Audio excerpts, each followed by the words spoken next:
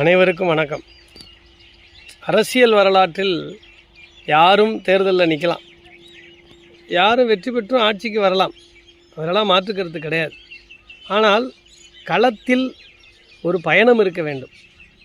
அந்த கள பயணம் என்பது இன்றைக்கு இருக்கிற அரசாங்கத்தில் இருக்கிற யாருக்குமே இல்லை.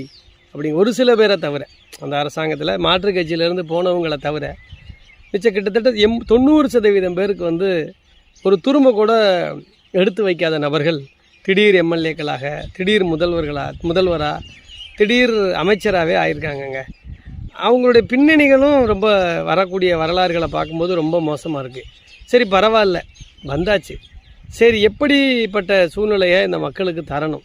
இந்த ஆட்சியை நம்ம பறக்கிற பறவையாக கருதுறதா, பறக்கக்கூடிய காகித பறவையாக கருதுறதாங்கிறதும் இன்னொரு 6 மாதத்தில் தெரிஞ்சிடும். சரி, இருக்கக்கூடிய முதல்வருக்கு பின்னணியில் இருப்பவர்கள் எப்படி இருக்காங்கிறதையும் நம்ம பார்த்துக்கிட்டு தான் இருக்கிறோம். அப்போ களப்போராட்டத்திற்கான ஒரு கேள்விக்கு என்ன பதில்? இப்போ ஒரு பையன் 1ஆவதுலேருந்து 12ஆவது வகுப்பு வரைக்கும் 12 ஆண்டுகள் படித்து அதன் பிறகு ஒரு பட்டப்படிப்பு படித்து ஒரு வேலைக்கு வர வேண்டிய சூழ்நிலை. ஒரு சாதாரண கொத்தனார் வேலையை பழகிறதுக்கு கூட அவர் சித்தாளாக இருந்து சட்டி தூக்கி மண்ணை தூக்கி அவர் பழகணும். ஒரு கார்பெண்டராக இருக்கட்டும், எந்த வேலையாக இருந்தாலும் கூட டைரெக்டாக அந்த இடத்துல சுப்ரீம் பவரில் உட்காரவே முடியாது.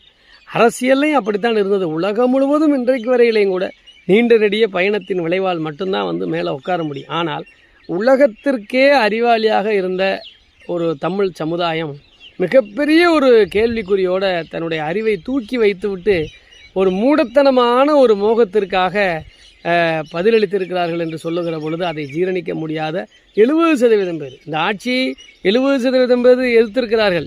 ஒரு 30% வாக்குகளை அவர்கள் பறித்திருக்கிறார்கள், பர்ச்சேஸ் பண்ணியிருக்காங்க. அது சின்ன பிள்ளைங்களை வச்சு எப்படி நாடகம் பண்ணணுமோ அதெல்லாம் பண்ணியிருக்காங்க. இப்போ பண்ணினவர்களில் 60% பேர் திருந்திட்டாங்க.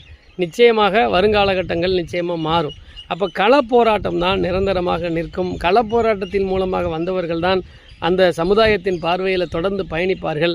ஆகவே இன்று தற்காலிகமாக அந்த களப்போராளிகளுக்கு ஏற்பட்ட தோல்வி என்பது நிச்சயமாக வரக்கூடிய காலகட்டங்களிலே அது மிளிர்ந்தெழும். எந்த சூழ்நிலையிலும் பரிணாமம் பெறும்.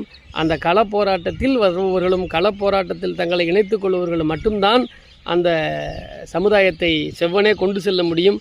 ஆகவே இன்றைக்கு இருக்கிற இந்த தற்காலிக திடீர் அரசாங்கம் என்பது நிச்சயமாக விரைவில் மாற்றத்திற்கு வரும். எந்த மக்கள் வாக்களித்தார்கள், அவர்கள் எந்த முள்ளை முள்ளால் எடுப்பதைப் போல எந்த ஆயுதத்தை எடுத்து அவர்கள் இன்றைக்கு பயன்படுத்தி வந்தார்களோ அந்த ஆயுதத்தாலே அவர்கள் இன்றைக்கு திருப்பி விடப்படுவார்கள். மாற்றத்தை நோக்கி தமிழகம் மாறும். நிச்சயமாக அறிவார்ந்த சமுதாயம்